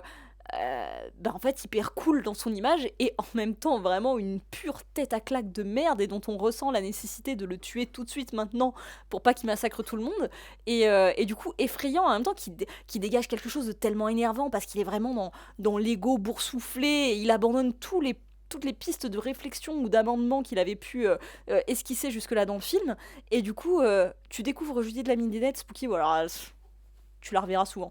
Euh, et du coup, j'ai trouvé ça hyper cool, hyper satisfaisant. Enfin, j'ai trouvé ça tellement fun. Et encore une fois, et la manière dont ça part en cacahuète dans le final, ça tient vraiment au fait qu'on sent les acteurs s'éclater comme des oufs. Ça tient voilà à leur performance, à leur présence, au fait qu'effectivement ils bénéficient un certain capital sympathie, et parce qu'on voit qu'ils s'amusent de ouf, quoi. Enfin, ils en donnent l'impression en tout cas. Et du coup, on participe vraiment, c'est hyper communicatif. Donc, ne serait-ce que pour... Parce que ça faisait un moment, quand on arrive à la transformation de Dan Stevens, ça faisait un moment que moi je m'emmerdais un peu dans le film, et que je me disais, quand même, c'est pas assez drôle, c'est pas assez horrifique, c'est pas... Enfin bon, bref, tous les problèmes que j'ai soulignés. On arrive à ça, et je me dis, laisse tomber. En fait, rien que pour les scènes où il se transforme, et où il est vampire, et qu'il veut tout péter, là, laisse tomber, j'adore. Je veux dire, ça valait le coup de ouf, et je vais rester avec cette image, et je vais trop kiffer. Et en plus, après, à la fin, avec l'arrivée de Matthew Good, en Dracula, hyper classe, hyper sophistiqué, enfin, incroyable. Donc voilà, les acteurs, encore une fois, apportent beaucoup, aussi bien par leur performance que par ce qu'ils dégagent, que par ce qu'ils représentent dans l'image du public. Enfin, l'image que s'en fait le public. Cela dit, l'arrivée de Matthew Good me permet aussi de souligner quelque chose que j'estime être un petit problème dans le film, c'est... Et d'ailleurs, ça, c'est ma transition vers ma dernière partie. C'est l'esthétique du vampire dans ce film, qui est absolument pas claire. Qui permet de reparler un peu comme je l'avais fait sur le live Vampire Humaniste Recherche Suicidaire Consentant, qui permet un peu de se réinterroger sur l'image du vampire au cinéma aujourd'hui. Tout pareil, mais avec Catherine Spooky, écoute, je respecte. Parce que, donc là, on a le vampire Abigail, qui n'a quasiment rien d'un vampire. Je vais revenir un petit peu sur sa tête. J'ai mis plein de photos et je les utilise pas du tout, comme à chaque fois. Là, on voit un peu... Là, on voit un peu. Elle est vraiment sur comment dire, sur un vampire monstrueux, mais monstre de dévoration, monstre dévoreur.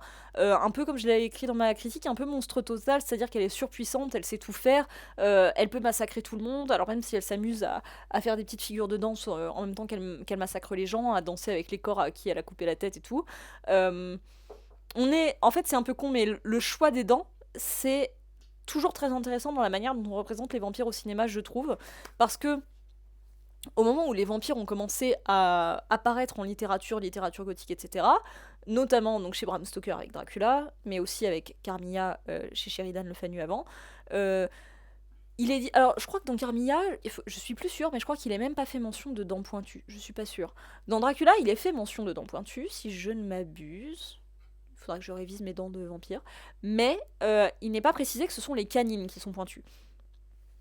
Donc on imagine que c'est d'abord toutes les dents effectivement qui sont pointues d'abord dans un premier temps dans Dracula version écrite. Ensuite, première adaptation au cinéma, c'est donc évidemment le film avec Max Schreck de Murnau, le film de quoi 22 je crois, je me rappelle plus. Où du coup on a les dents, là, le comte Orlok, il a les deux dents, ce sont les incisives pardon, qui sont pointues, comme ça a été repris dans d'autres films depuis, et évidemment dans le Nosferatu aussi de Herzog, bien sûr. Donc ça, la première interprétation cinématographique des dents pointues qui sont mentionnées dans Dracula, c'est les incisives. Ensuite, par la suite, c'est d'autres films plus tard, merci pour la confirmation Salvador Allende, c'est donc les canines qui vont devenir pointues, parce que ça rapporte quelque chose de moins étrange, de plus animal, et au final aussi de plus élégant, de plus joli, de plus sexy tout simplement. Et les canines pointues, elles vont vraiment aller de pair avec une représentation du vampire très romantique, qui va évidemment trouver son apogée avec le Dracula de Coppola, mais donc du coup plus romantique, plus sensuel, plus sexuel, plus sexy, plus sophistiqué, on va plus être dans les histoires d'amour, on va plus être dans la métaphore quasiment explicite de la morsure vampirique comme étant un acte sexuel. Moi, c'est déjà très présent dans la littérature, bien sûr, mais ça va être d'autant plus cristallisé à travers ça dans le cinéma. Et en fait, aujourd'hui, comme on a envie de diversifier la représentation du vampire, surtout depuis Twilight, on a des films qui assument complètement le côté les canines, hein, c'est toujours le cas dans Vampire Humaniste, Recherche suicidaire consentant par exemple, mais on a d'autres films qui vont revenir sur toutes les dents pointues, un peu comme dans Le Dernier Voyage du Déméter, ou qui vont revenir sur les incisives. J'ai plus de film en tête là, comme Max Schreck dans le film de 22. Et du coup, là, on fait ce choix-là, donc des dents entièrement pointues chez Abigail, donc encore une fois, qui est vraiment un vampire monstrueux, qui est dévoreur, qui est pas dans la morsure sexy, suçage de sang dans le cou, et très sensuel, qu'on a vu chez Coppola, chez Herzog et chez plein d'autres. Mais on va être vraiment dans la dévoration la plus gore et la plus... avec absolument rien de sensuel finalement. On est vraiment dans la chair, dans l'organique, dans la prédation pure non pas la prédation sexuelle ou sensuelle ou quoi, mais vraiment dans comment dire, dans une question de chaîne alimentaire, quoi, tout simplement. Et en fait, ça c'est bizarre, parce que là, on est plutôt sur le vampire 30 jours de nuit, et à la fin, quand arrive Matthew Good, donc qui est super bien habillé, qui flotte un peu dans les airs, qui est dans ce décor de bibliothèque assez gothique, etc., on est beaucoup plus dans un Dracula romantique, sophistiqué, genre un conte immortel, gna gna gna. Et du coup, en fait... parce qu'en fait, tout le long du film, avant qu'on arrive justement sur ce final avec Matthew Good, Abigail, elle pourrait très bien ne pas être un vampire, c'est un monstre. Mais ça pourrait être la ballerine, encore une fois, de la cabane dans les bois. Vampire ou pas vampire, elle a pas de code spécifiquement vampiresque. Alors évidemment, dans toute la largeur du spectre vampiresque, oui, évidemment qu'elle rentre dedans, comme les vampires de 30 jours de nuit et comme plein d'autres. Mais elle a pas de choses qui sont strictement réservée à l'esthétique du vampire telle que l'a véhiculée aussi bien la littérature que le cinéma. Donc, bon, c'est un peu genre, en fait, vampire ou pas, on s'en fout, c'est juste un monstre. C'est un monstre qui bouffe les gens. Et en fait, à la fin, on revient sur cette esthétique de vampire gothique, romantique, que moi j'aime beaucoup, hein, c'est aussi pour ça que j'ai kiffé la fin. Mais du coup, pourquoi... ça matche pas en fait. Pourquoi ce déséquilibre? Elle, quel est son rapport? Pourquoi est-ce qu'elle a changé de route? Pourquoi est-ce qu'elle est pas dans cet esprit-là? Pourquoi du coup est-ce qu'on représente ça à travers ce type de dents? Pourquoi pas, hein, bien sûr, pourquoi pas? On peut trouver des réponses à tout ça, mais en fait le film n'explore que très très peu ça, enfin ne l'explore pas même. Et du coup c'est très dommage parce que ce final, il est vachement cool, mais il y a un truc qui matche pas. Et donc du coup, je trouve que le film pose la question de la représentation du vampire au cinéma, de où est-ce qu'il veut se situer dans la représentation du vampire au cinéma. Il y a quelque chose qui est pas hyper cohérent et qui fait écho au manque de cohérence d'écriture du film. Je rattrape un peu vos messages. On n'est pas loin du zombie, ouais, quelque part, du zombie Morphalou. Elle a 12 ans, donc Dieu merci. Ah non, mais bien sûr, Spooky, je dis pas qu'ils auraient dû faire de Abigail un personnage sexuel.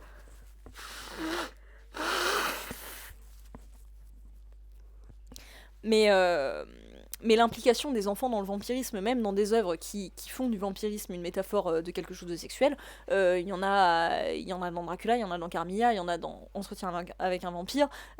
Tu peux tendre à ce type d'univers, même si tu vas pas sexualiser le personnage de l'enfant en soi. Là, on est vraiment sur un type d'esthétique vampiresque complètement autre, je veux dire. Je pense qu'ils ont choisi vampire pour le côté elle contrôle les autres et elle est immortelle. Oui, sans doute, effectivement. Lambert, tu dis, après c'est quelque chose qui m'a assez plu, le contraste entre ces gueules pleines de dents et le raffinement extrême de la danse classique du manoir, mais j'ai une préférence pour les esthétiques vampiriques bestiales. Bah alors, Je comprends Delirium Verb, en fait, je trouve que ça aurait pu... Enfin, je suis d'accord avec toi, mais je trouve que... Enfin non, moi pour le coup, je préfère les esthétiques effectivement plus sophistiquées, chic, machin, voilà. Même si elles sont toutes très intéressantes. Mais je trouve que tu vois que ce serait un sujet, en fait. Je trouve que le film aurait besoin d'exploiter ça davantage, aurait besoin de davantage le traiter. Parce que là, ça donne l'impression d'une DA qui est pas finie. Enfin, je sais pas. Après, ça dérange peut-être que moi, hein, pardon. Et auquel cas, tant mieux. Mais, je sais pas. Moi, j'ai trouvé que ça faisait... Il y avait quelque chose de pas réfléchi là derrière. Cranibale, tu dis c'est l'âge, à force de vieillir, ses dents se sont élimées, c'est ça. Elle va trouver un dentiste pour mentir et refaire un dentier. Ah bah j'espère, je lui souhaite, écoute. On verra ça dans Abigail 2. Merci une chambre à soi, écoute. Ravi de voir que ça t'intéresse et surtout bienvenue sur ce chat. Team Spike ou Team Angel. Aïe aïe aïe aïe aïe, aucun des deux si possible, aucun des deux. Mais pas Team Riley non plus, donc chaud. Il n'y a pas un choix fou dans Buffy malheureusement. Chaud. Désolé, hein, Spooky vient de me plonger dans une réflexion intense, mais... Ouais, non. Buffy toute seule, c'est bien. Romain, tu dis... Il y a des prothésistes dentaires qui font notamment des poses de canines de vampires. J'avais vu ça il y a une quinzaine d'années au Cave Saint-Sabin à Paris, absolument, bien sûr, les Caves Saint-Sabin. Timania ou Ban, bah ça, bien sûr. Surtout pas Team Zander, évidemment. Bref, on va pas commencer à parler de Buffy. On parlera de Buffy plus tard. D'ailleurs, ça me fait penser. Est-ce que j'ai le droit de vous en parler? Parce que je crois que ça n'a pas encore été annoncé. Non, je vous en parlerai plus tard, pardon. C'est encore secret. Bref, je reviens au film. Je reviens à Abigail. Donc cette question de la représentation du vampire. Et comme je vous le disais dans... Ah oui, et d'ailleurs, on sait pas à la fin, Matthew Good, est-ce que c'est Dracula ou est-ce que c'est pas Dracula? On sait pas non plus. On a l'impression que ça veut être Dracula, et en même temps, je crois que ça n'est pas cité. Il me semble que le nom de Dracula n'est pas posé, n'est pas mentionné. C'est pas grave. C'est juste que, puisque le film joue avec des clichés depuis le début, pourquoi est-ce que là, il va pas... Pourquoi est-ce que là, il y va pas? Je sais pas, c'est vraiment pas grave, mais c'est juste que ça renforce un peu cette idée de brouillon autour de la manière dont le film veut se positionner sur l'esthétique et l'histoire du vampire. Je baisse un peu cette lumière, voilà. Et donc, comme je le disais dans mon stream sur Vampire humaniste recherche suicidaire consentant, j'en parlais au sujet de ce film-là et j'en parlais au sujet de Renfield, je vous parlais de la difficulté en ce moment qu'ont les films de genre à exploiter le vampire premier degré. C'est-à-dire qu'on a quasiment plus que du vampire comique ou semi-comique au cinéma en ce moment. C'était pas le cas dans Le Dernier Voyage du Déméter, mais malheureusement ce film était une énorme plantade et c'était nul, et c'est vraiment le drame de ma vie. Merci à Bonplex pour le follow. Mais là, encore une fois, on confirme qu'on est sur soit une redite, soit une réinvention, soit un peu les deux du vampire horrifique. Donc effectivement, comme on le disait, qui est plus, comme on le disait sur Vampire humaniste, parce que c'était un peu le cas de ce film aussi, et un peu dans Renfield aussi, qui est un peu, donc effectivement, le vampire qui est beaucoup plus prédateur animal que créature romantique, parce que je pense qu'après Twilight, les gens ont vraiment envie de ça. J'arrête pas de tacler Twilight tout le temps, mais écoutez, c'est... Voilà. This is my life. Je pense que les metteurs en scène ont envie de repasser par ce côté monstre vraiment brutal du vampire pour... parce qu'en fait, c'est devenu un peu ridicule, c'est devenu facilement ridicule en fait de faire du vampire romantique maintenant, malheureusement. Moi, j'adore ça, hein, mais c'est vrai que c'est pas facile encore une fois après Twilight. Dracula Untold, c'est pas si pire en fait dans le style. Mais bref, bon, on a vu que voilà, c'est difficile à prendre au sérieux, à réexploiter de cette manière-là. Donc on se retrouve avec des vampires non seulement qui sont dépourvus au maximum de romantisme, de dimension romantique et gothique, et qui en plus du coup sont souvent exploités à travers un spectre comique ou semi-comique. Donc voilà, j'ai rien tellement de spécial à dire par rapport à ça, si ce n'est que ce film vient un peu confirmer cette espèce de réflexion que j'avais sur Abigail, pas sur Abigail, sur Vampire humaniste. C'est pas... je dis pas qu'il n'y a pas de contre-exemple ou quoi, hein. C'est une impression générale sur les films de vampires un peu grand public qui nous parviennent en ce moment. Enfin, grand public entre guillemets. Voilà. Et du coup, ce qui fait que, parce que ce film est très dépolitisé par rapport à Wedding Nightmare, qui était, je trouve, très politique. Là, on est sur un film du coup qui est beaucoup moins quand même dans la réflexion, qui est du coup très dépolitisé et qui du coup présente aussi une figure du vampire elle-même très dépolitisée, alors que la figure du vampire peut être très politisée. Donc, on a l'impression vraiment d'avoir un super jeu de cartes devant nous et de pas, enfin que le film donne l'impression d'avoir un super jeu de cartes et de pas les utiliser en fait. Donc c'est un peu frustrant, c'est dommage, parce que vraiment, je pense qu'il y avait de quoi faire une véritable perle, et je pense que vraiment, Tyler Gillette et Matt Bettinelli-Olpin avaient le talent pour faire ça, et en définitive, ils en ont fait un film sympathique, ma foi très sympathique, que j'aurais sûrement plaisir à revoir, euh, mais, euh, mais qui est pas vraiment pas la perle qu'il aurait pu être. Voilà.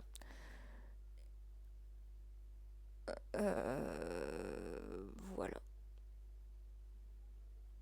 Je suis en train de réfléchir, mais je crois que j'arrive à peu près au bout de ce que je voulais vous dire. Est-ce que vous avez davantage de réflexions à faire sur ce film? Est-ce que vous avez envie de dire d'autres choses? Alors, Melissa Barrera, nous avons Melissa Barrera qui, comme d'habitude, est couverte de sang, du coup. C'est une habitude chez elle maintenant.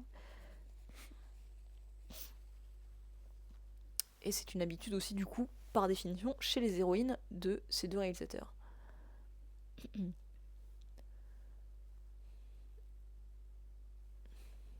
Ouais, bah voilà, bah pareil, Delirium Bear. Vraiment, par contre, je suis frustrée de ne pas avoir trouvé de photos de Dan Stevens en vampire parce que je vais vraiment revoir le film rien que pour ça, je pense.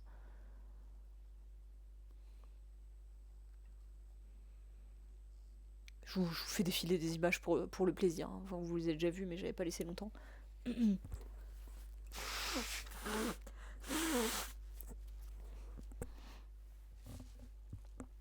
Euh, ça manquait de Psycho Quack. Qu'est-ce que tu nous dis, Spooky? J'ai pas cette ref. Je cherche. Ah. Oh là, d'accord. Alors là, voilà, vous venez d'ouvrir la porte de l'abîme qui se trouve dans mon... Enfin, l'abîme de ma culture Pokémon, en fait. Quand j'étais petite, mes parents m'ont plus ou moins interdit de regarder Pokémon parce qu'ils trouvaient que ça avait l'air con. Et du coup, à part deux trois échanges de cartes en cours de régré, après l'univers Pokémon ne m'a pas du tout. Du souvenir, j'ai absolument pas cherché à la rattraper parce que ça me faisait absolument pas envie. Et du coup, voilà, grand moment de solitude pour moi, mon frère et ma soeur, quand même, à chaque fois qu'on se trouve dans le monde à avoir. Enfin, qu'on se retrouve confronté à des références Pokémon, ce qui arrive en fait très très souvent. On s'en aperçoit quand on connaît pas, justement, on s'aperçoit à quel point on est très souvent confronté aux références Pokémon. Bah, c'est toujours des moments de solitude, voilà. Romain, tu dis, je ne l'ai pas encore vu, mais j'ai l'impression que ça reste un bon divertissement sans être un film de vampire, sans être le film de vampire de l'année. Oui, non, mais vraiment, Romain, j'ai tendance à conseiller d'aller le voir si vous êtes un peu dans les mêmes, si vous avez un peu les mêmes goûts que moi, si vous, voilà, encore une fois, si vous aimez les films type Murder Party, type vampire et tout, même si c'est pas parfait, que vous avez envie de voir des trucs un peu dégueux et en même temps un peu fun, un peu rigolé et tout, vraiment, allez-y. C'est vraiment pas le film qui va vous bouleverser ou qui va chambouler votre vie, mais vraiment un bon moment. Hein. Vraiment, moi, encore une fois, ouais, je le reverrai avec plaisir un de ces quatre, euh, malgré les moments où on s'emmerde. Si vous aimez ce genre de cadre, de motifs, d'éléments, vraiment, allez-y. Ah, d'accord, Spooky. Merci pour l'explication. Désolé Delirium Bear, mais on rentrera pas dans un débat Pokémon sur ce stream. Je n'arriverai pas à suivre. Ah, je suis pas la seule apparemment à ressentir des moments de solitude là-dessus. Merci pour le soutien, Salvador Allende. Bon, écoutez, si on n'a rien d'autre à ajouter sur Abigail, on va conclure parce que tout simplement j'ai super faim et que j'ai beaucoup de travail encore, comme je le disais. Et je vais profiter du fait qu'il est pas trop tard pour mettre ma soirée à profit du coup. Mais écoutez, merci beaucoup de m'avoir suivi sur ce stream. Qu'est-ce que je peux vous dire? À part merci. Merci, hein, je vous tiendrai au courant des streams de la semaine prochaine. Alors comme je disais, j'ai quand même pas mal de soirées qui sont libres, qui sont pas libres, qui sont prises. Je veux dire, je vais essayer de trouver de quoi streamer. Je sais pas du coup si j'arrive à faire, je sais pas combien de streams j'arriverai à faire. Est-ce que je vais arriver à en faire tout court? Et si oui, est-ce que je vais privilégier Tomb Raider ou est-ce que je vais privilégier Killer Clowns ou est-ce que je vais privilégier une watch party? Je ne sais pas du tout. Je vous tiendrai au courant. Je sais qu'en ce moment, je suis absolument pas régulière, enfin comment dire, régulière, absolument pas rigoureuse sur le partage de mes emplois du temps, etc. Mais c'est parce que vraiment ma vie est un petit peu un joyeux bordel et que j'ai du mal à être sûre à l'avance des streams que je vais pouvoir faire ou pas. Et voilà, donc c'est pour ça. D'où qu'il faut rester à l'affût sur les réseaux si vous avez envie de m'y suivre, notamment sur Twitter. Merci beaucoup pour votre patience, pour votre fidélité et pour tout. Euh, Quoi? Attends, quoi, Joachim? J'y pense. Lara E.T. Croft? Quoi? Ah oui, ah bah oui, oui, bien sûr. Bien sûr, le doppelganger, putain, j'ai tellement hâte. Absolument. Merci à toi, Delia Humbert. Merci, Crany Balette. Merci, Spooky. Et tu penses à dormir? Ouais, écoute, je vais essayer. Merci beaucoup, tout le monde. Merci d'avoir été là. Je vous fais de gros bisous. Bonne soirée.